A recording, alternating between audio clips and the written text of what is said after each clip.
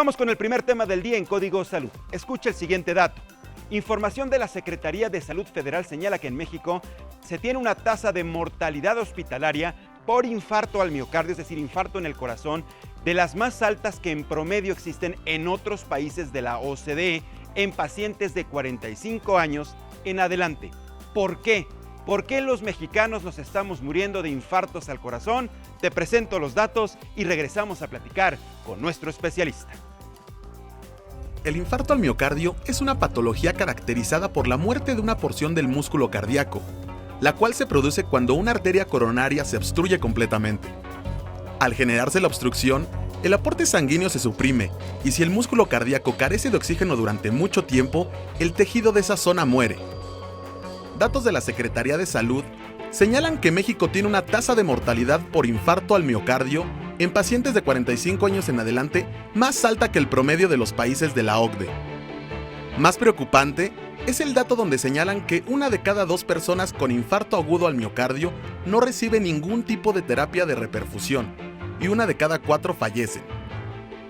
Comúnmente se dice que un infarto se presenta con dolor opresivo en el centro del pecho, que puede llegar hasta brazos, cuello y espalda. No obstante, en algunos casos el dolor puede manifestarse en un simple malestar. Si bien se trata de una patología común, el infarto al miocardio puede prevenirse llevando una vida saludable, con hábitos como no fumar, comer sanamente, realizar ejercicio y evitar el consumo de bebidas alcohólicas. Con información de Enrique Alvarado, El Heraldo TV.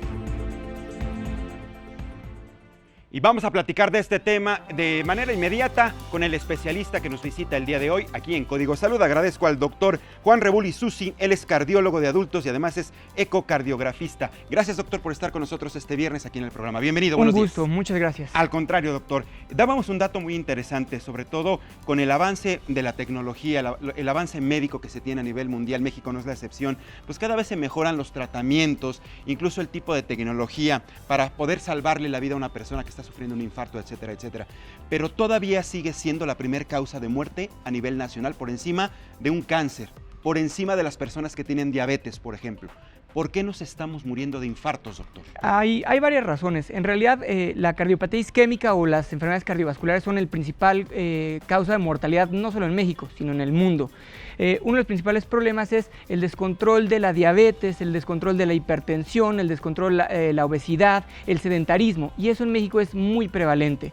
Entonces, todas estas enfermedades en conjunto causan finalmente aterosclerosis, que es que las arterias del corazón se tapen, y esto eventualmente generan los infartos. O sea, digamos, de la nada una persona no se muere del corazón solamente porque se le para en ese momento el órgano y se acabó. Definitivamente no. Definitivamente no, puede llegar a suceder, pero en realidad entre más enfermedades padezca el paciente que estén mal controladas, es más probable o más factible que tenga un infarto. De hecho, a decir verdad, los pacientes diabéticos o los pacientes hipertensos, la principal causa por la cual fallecen es por infartos del corazón o cardiopatía isquémica. Así es, entonces hay que tener un cuidado. Digamos que es un asunto meramente no circunstancial. Hay muchos factores que están alrededor que propician que una persona sufra un infarto. Exactamente. ¿Quiénes son los más susceptibles? ¿Hay algún grupo específico de edad en México? Pues vaya, desafortunadamente estamos viendo cardiopatía isquémica cada vez en pacientes más jóvenes.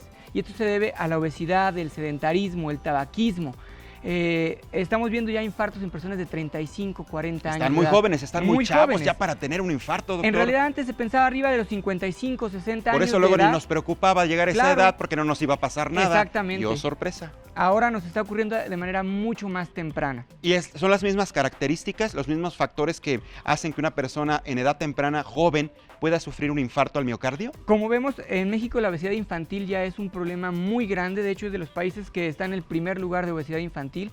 Y es una de las razones por las que estamos viendo cada vez más infartos en pacientes más jóvenes. ¿Hay alguna relación directa con la genética, con la relación de la herencia? Por ejemplo, una familia donde se hayan presentado varios infartos, ¿hay alguna probabilidad que otros miembros también pudieran tener una situación similar? Hay un antecedente muy importante en la cardiopatía isquémica que nosotros preguntamos. Si un familiar masculino de primer grado tuvo un infarto antes de los 55 o una mujer antes de los 65, esta característica hereditaria es muy importante para poder padecer cardiopatía isquémica de manera temprana. No, y además, si nos los pone en esa perspectiva, doctor, siendo la primera causa de muerte a nivel nacional y ya nos confirma que a nivel mundial. Entonces yo creo que todos en algún momento pudiéramos estar relacionados y correríamos un riesgo de padecer un infarto al miocardio.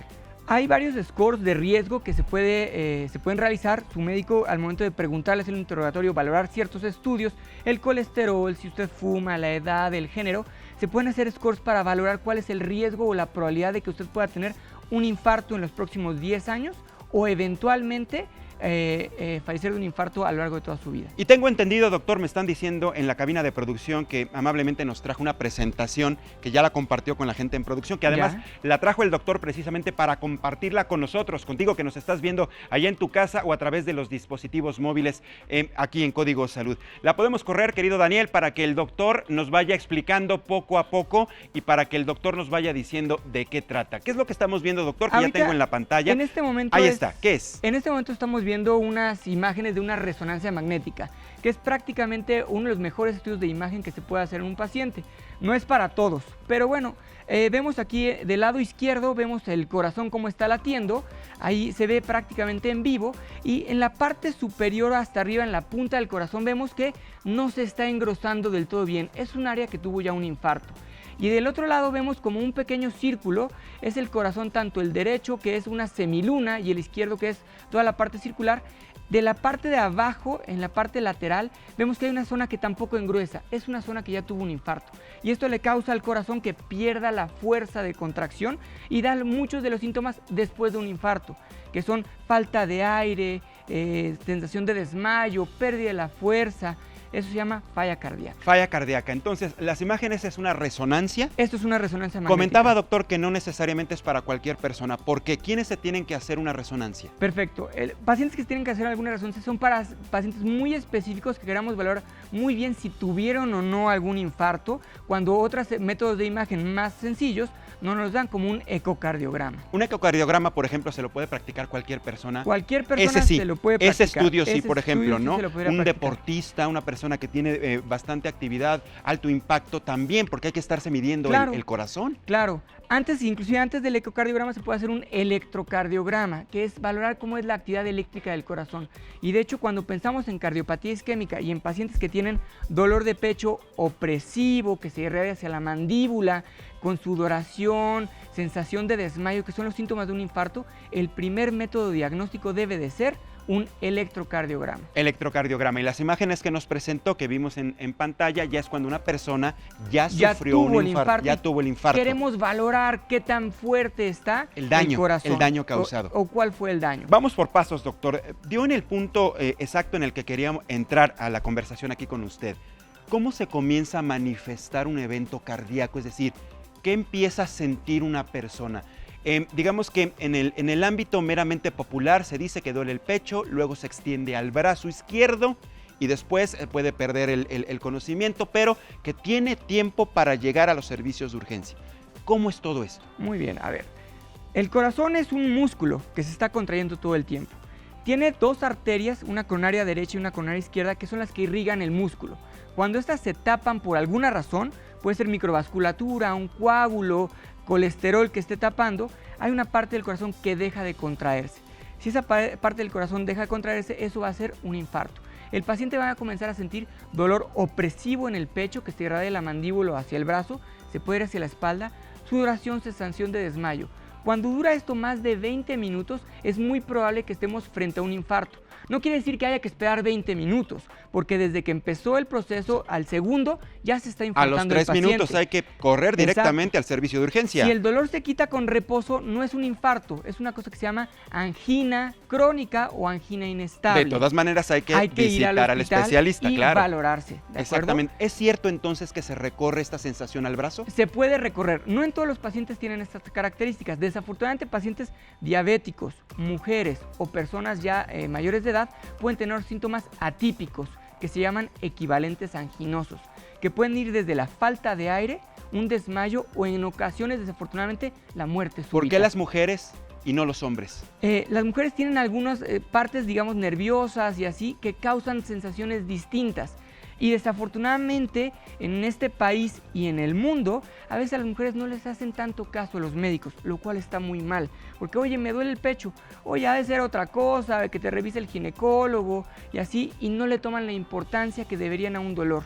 Desafortunadamente la mortalidad en la mujer es más alta que en el hombre. Sí, exactamente. Hay muchos factores que por desgracia las mujeres las llevan de perder más que los hombres. Eso no significa que nosotros los varones no tengamos que atender previamente y de manera correcta nuestra salud. Claro. ¿Qué tiempo tenemos entonces, una vez que comenzaron los primeros síntomas, para llegar al hospital y evitar morir por un infarto? Perfecto. Desafortunadamente las estadísticas mundiales nos dicen que el 50% de los pacientes no llegan al hospital, ni siquiera llegan al hospital y fallecen en casa. Entonces, ¿cuánto tiempo tenemos? Bueno, de que inició un dolor intenso de estas características hay que ir lo antes posible, porque el tiempo es músculo. Entre más tiempo estemos perdiendo y ese corazón no reciba sangre, más daño va a haber. Entonces, entre antes lleguemos es mejor. Cuando llegamos al hospital, lo primero que hay que hacer en los primeros 10 minutos en un paciente que tiene dolor de pecho es tomar un electrocardiograma para tener mucha mejor idea de qué es lo que está ocurriendo. Y a la persona se le va a atender, definitivamente. Claro. De repente también quitar esos mitos, ¿no? Y esas leyendas urbanas de que se van a pasar horas esperando. Ya incluso aquí nos vinieron a platicar de los protocolos que se tienen en las áreas de urgencia, a quién se le atiende primero, a quién se le atiende después. Exactamente. Y en caso de un probable infarto, son personas que ingresan de manera inmediata, tanto en hospitales públicos como en hospitales privados. Una vez que ingresa la persona, ya nos comenta que empiezan ya una serie de estudios. Si se determina que sí es un infarto, ¿qué pasa, doctor? Perfecto. Lo más importante es determinar que hay un infarto. Si se determina que hay un infarto, hay que reperfundir lo antes posible. ¿Esto qué significa? ¿Qué reperfundir? La arteria que se haya ocluido hay que volverla a abrir para que el flujo que está dentro de esa arteria regrese a ser normal y llegue oxígeno a esa parte que perdió el oxígeno. Hay prácticamente dos maneras generales de poder reperfundir. Una es la farmacológica, en la que se administra un fármaco por la vena que diluye el coágulo, y la segunda es una que se llama mecánica, que es hacer un cateterismo cardíaco en el que se introduce una guía hasta la arteria que está enferma, se infla un balón que impacta todo ese coágulo, ese trombo, la parte del colesterol, y permite que circule la sangre. Haya flujo. Y se instala después un stent, que es una malla o un andamiaje, llamémoslo así, que permite que esa arteria no se vuelva a colapsar. Sin embargo, hay que tomar algunos medicamentos durante al menos un año para que ese stent no se vuelva a cerrar. Claro, es como una estructura que se coloca al interior de la arteria. Exactamente. Básicamente, y queda, digamos que ya como una estructura, como cuando vemos que está en construcción un edificio y vemos como el esqueleto, ¿no? Vemos exactamente las columnas, las traves. Exactamente. El stent hace esa función y todo el tiempo la arteria permanece abierta para que permita el flujo sanguíneo. Pero ya estamos hablando de una cirugía propiamente. Es un procedimiento, es un intervencionismo, ¿sí? No entra dentro del parámetro de una cirugía. No hay que abrir corazón, no es a corazón abierto. No. Hay pacientes en los que cuando hay enfermedad en muchos vasos y hay la adecuada posibilidad de poder abrir, se puede hacer una cirugía de bypass, que es colocar alguna arteria o una vena que vayan conectadas y sobrepasen o hagan un bypass, pasen esa zona donde está ocluida la arteria y el flujo sea normal hacia la parte más distal de esa arteria. Una persona entonces que logra salvar su vida porque atendió todas estas recomendaciones, por lo menos ya cuando se presentó el infarto, ¿puede hacer su vida de manera regular después de esto? Es una excelente pregunta, dependerá un poco del daño que se haya obtenido, del tratamiento óptimo que se dé, y en muchas ocasiones, o en realidad en la mayoría, debería enviarse el paciente a rehabilitación cardíaca, que es una serie de procedimientos, ejercicios, dieta, terapia psicológica y ejercicio destinado a que el paciente regrese a una capacidad de ejercicio y de vida completamente normal. ¿Qué le ocurre al corazón cuando se infarta? ¿Qué pasa? ¿Se hace grande, se hace chiquito, pierde células? Es una pregunta muy importante. Cuando se ocluye la arteria, se muere en esa parte de la célula y eventualmente eso se fibrosa y se adelgaza. Cuando se adelgaza, ese corazón se va a dilatar y va a empezar a perder la fuerza. El corazón en general funciona como una liga, todo el tiempo está estirándose y contrayéndose. Pero si por alguna razón se estiró demasiado o esa liga se daña en su estructura, se va a quedar más guanga, más floja, y entonces no va a poder contraer de manera adecuada. Vaya, entonces pierde forma un poquito. Exactamente. ¿no? Hay una alteración muscular, se pierde geometría. ¿Qué hay de cierto, doctor? Que hay avances importantes a nivel mundial, incluso ya en nuestro país. En alguna ocasión escuché que el ISSSTE ya estaba implementando la aplicación de células madre para la regeneración de la parte dañada en el músculo del corazón. En esta parte de las células madres hay mucho más por avanzar. Esa parte todavía no es como para todo el mundo y requiere mucha más investigación para poderse aplicar. Ya se empezó. Se empieza a investigar. Ya se empieza a tener determinados resultados, pero todavía no es, digamos, una aplicación propiamente Todavía general. no es una aplicación que venga al menos en guías internacionales. Todavía no, pero hay buenos resultados hasta lo que yo tengo entendido, ¿verdad? Hay resultados. Ojalá, digo, esto por el bien de la ciencia, en materia de salud y para que muchas personas tuvieran algún tipo de recuperación celular si sufrieron un infarto. Que lo más importante sería la prevención, ¿no? Cuidar bien. Y eso a todos no nos cuesta. No nos cuesta, pero es lo que más nos cuesta trabajo, desafortunadamente, ¿no? Comer bien, hacer ejercicio, evitar la sal, evitar las grasas, la parte que nos cuesta más trabajo. A veces estamos muy cómodos en que el médico nos dé algún medicamento para el control de mi presión, pero no hacemos dieta baja en sal, ¿no? Que me dé un medicamento para bajar el colesterol, pero ahí estoy comiendo las cosas que no debo. Entonces, nos están preguntando si el estrés, por ejemplo, con esta vida cotidiana que ahora llevamos, tantas preocupaciones, el tráfico, la contaminación, el exceso de trabajo a veces, ¿esto puede desencadenar un infarto? El tener estrés genera un poco más de aumento de la frecuencia cardíaca, aumento de la presión arterial y eventualmente la probabilidad de que alguna arteria o alguna placa de ateroma o una placa de grasa se pueda romper. Entre más estrés o hay una cosa que se llama la personalidad tipo A. Se está demostrado que personas tipo A, que son gente muy estresada, muy atareada, que siempre están nerviosos en mucha actividad, tienen más predisposición a infartarse.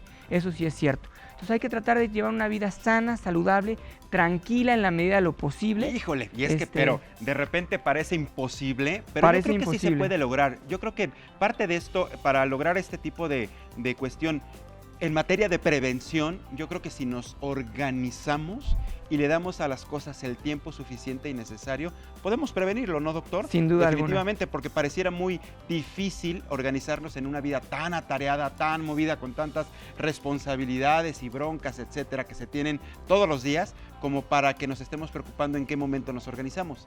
Tendría que ser al revés. Al revés. Nos organizamos y después ya nos preocupamos por lo que sí nos tenemos que preocupar. Tal cual lo ha dicho. Exactamente. ¿No? ¿Y qué tanto ven constantemente, por ejemplo, ya que estamos viendo cómo es el flujo en las áreas de urgencia? ¿Son constantes? Es decir, ¿ven, por ejemplo, diario infartos que lleguen a las áreas de urgencia? Todos los días se ven infartos. O sea, todos los días. En realidad las estadísticas internacionales nos dicen que un paciente muere por un infarto cada minuto. Entonces, todos los días están llegando pacientes con infartos.